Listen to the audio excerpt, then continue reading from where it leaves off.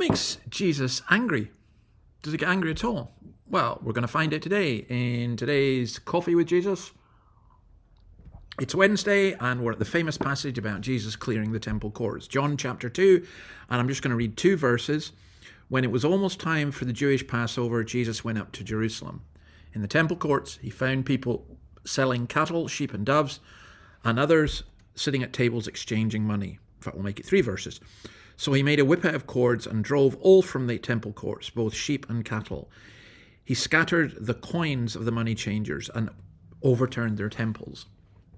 Now we'll go on to look at what he says about all of that later, but let's just get some of the background to this so we understand what was going on here. Because look, let's admit it, religion is a great racket. It's a way that you can exploit people, control people, fleece people. I love in the Chronicles of Narnia that it's explained in the Voyage of the Dawn Trader that Aslan is not a tame lion. And Jesus is like that. Jesus is gentle and meek, but he's also regal and fierce. So in this story, after the miracle of the wedding, he goes to the big city. It's the end of March or beginning of April. The money changers claim their business is essential because foreign money was not accepted for offering in the temple. So they charge big interest rates. They charge as much as 2 hours' work to change 1/2 shekel.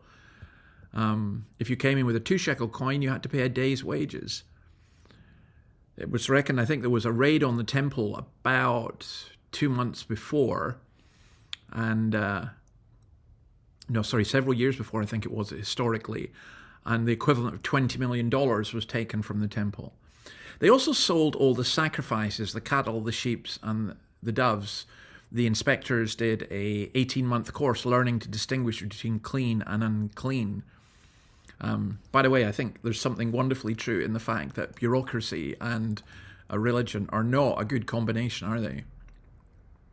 If they said an animal was unclean, it was unclean. Annas, the high priest, was behind a lot of this. He even sold franchises like McDonald's has franchises. They called the temple the bazaars of Annas. The key here, I think, though, is not that it shouldn't be, that it was corrupt, but that it shouldn't be happening in the temple. He hears the bellowing of cattle, the bleating of sheep, and instead of brokenness, there's commerce. So Jesus is challenging this to say, this is all wrong. And this, by the way, was a great threat to the priestly authorities and those who made money out of religion. And isn't it ever the same? Isn't that the case that we find ourselves today, where people will use religion to make money? I loathe it. I hate it when I see the televangelists, when I see people exploiting that and using that for many different purposes. I find it utterly sickening. And I believe that Christ does. I think, as we'll see tomorrow, he gets pretty angry. Well, he takes a whip and drives them out. That's pretty angry.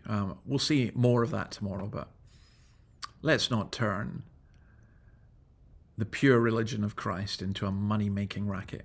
God bless you. See you tomorrow. Bye.